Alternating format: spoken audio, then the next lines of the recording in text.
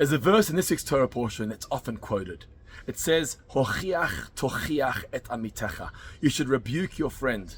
When you see someone doing wrong, say something. Don't just stay silent. Rebuke them, critique them.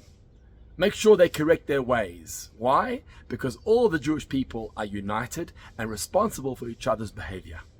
But what's often not quoted is the first half of the verse.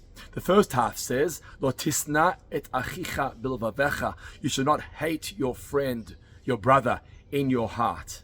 And why are these two phrases written next to each other is because the Torah is teaching us a lesson.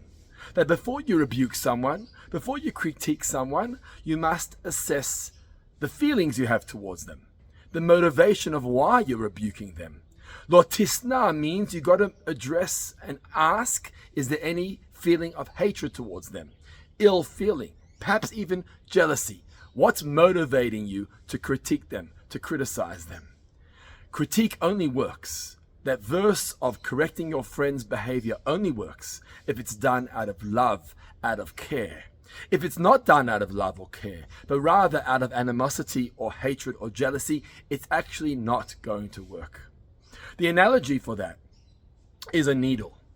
When you want to inject a child, a patient, with an injection, a needle, you must sterilize that needle. You must clean that needle. If you're going to take a needle that's dirty, that's not unclean, hasn't been sterilized, you're actually going to hurt them. It's not going to bring any benefit or healing to them. You must sterilize it, show love, care, and then inject them with the medication that you need to. And so it is with the rebuke and the critique too. If you're going to critique or rebuke them out of ill feeling, it's actually not going to accomplish the instruction, the mitzvah. The only way to do so is get rid of the sin'ah, the hatred, the animosity, the jealousy.